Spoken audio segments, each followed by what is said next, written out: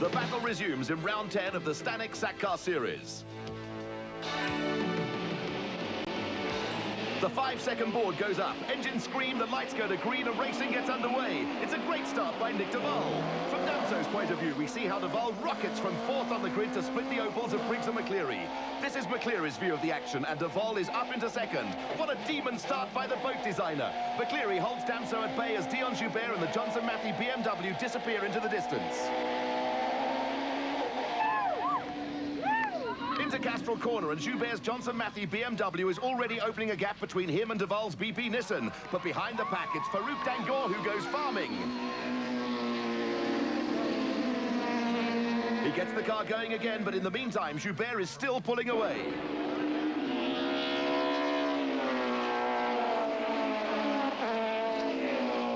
It's a record-breaking crowd at Killarney as we pick up the action in the 4th lap. They see a nail-biting dice developing between local heroes Dion Joubert and Nick Duval. Somehow, the BP Nissan team has found that little something extra, and it's making a huge difference. Val is glued to the rear bumper of Joubert's BMW, and it vindicates all the long hours and back-breaking development work put in by the BP Nissan team.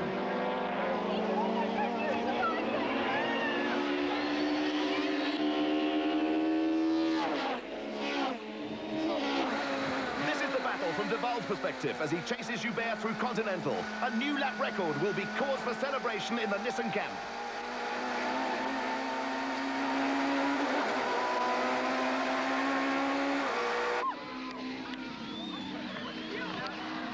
The BP Nissan Sentra is fitted with a locally built engine, and the engineers seem to have succeeded in getting it set up in such a way that it exits a corner quicker than the BMW. Duval would dearly like a maiden win for his team, and Joubert has his hands full keeping the Nissan at bay. Hard on the brakes for Volkswagen corner, and Duval is all over Joubert. He's setting himself up for the pass. Michael Briggs is a spectator in 3rd position and sees Duval having a look on the inside of Sabat. We're back inside the BP Nissan, and you can see that he's just itching to get past. The BMW seems to have the legs down the straight, however, and Joubert very cleverly sticks to the inside line to force Duval to the outside of the track, where he'll have to take a wider line through Stannic corner. This is how close the battle for the lead is, with Grant McCleary and the Opel Astra in a lonely 4th position.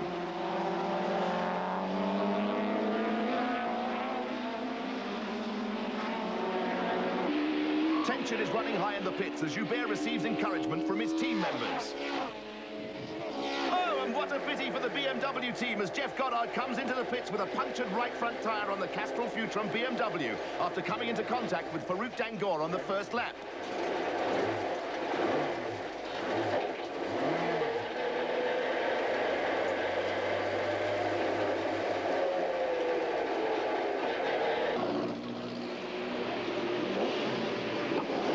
As Jeff Goddard heads for his pit, the battle continues for the lead. We pick up the action in the 9th and penultimate lap, and the order is still Joubert, followed by Duval and Briggs. But things are about to change as Michael Briggs puts his nose on the inside of Nick Duval and dives through in Castrol corner.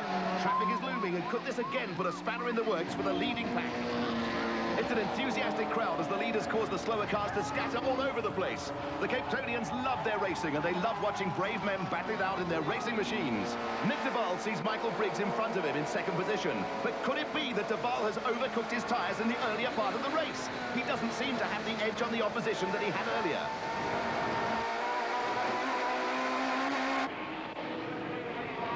One more lap to go. Joubert has led from the start and is followed by Briggs, Duval and McCleary. The slower cars are proving to be a nightmare for the leading bunch, but it's their job to find a way past. Way back in 5th position is the Minolta Toyota Sprinter of Serge Damso, whose teammate Mike White couldn't make the start after his oil problems in the 1st race. But are we seeing a repeat of the incident in the 1st race between Joubert and Briggs? This time they come through the traffic cleanly and there's nothing in it. For Briggs and Duval, there are only 3 possible overtaking points left on this last lap. These cars developed some 270 brake horsepower, and just notice how quickly they close in on the Stannic Group N Class A cars.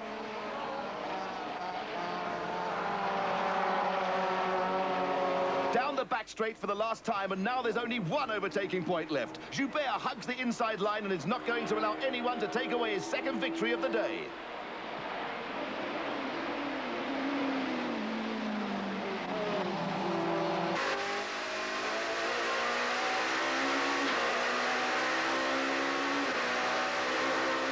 It's an ecstatic BMW pit crew that pay homage to their driver as he takes the checkered flag. Mike Briggs brings home the Opel Astra in second place, followed by Nick Duval in an excellent third in the BP Nissan. McCleary comes in fourth, Damso an equally lonely fifth, and Dangor sixth. Show me the turbo, what did you say?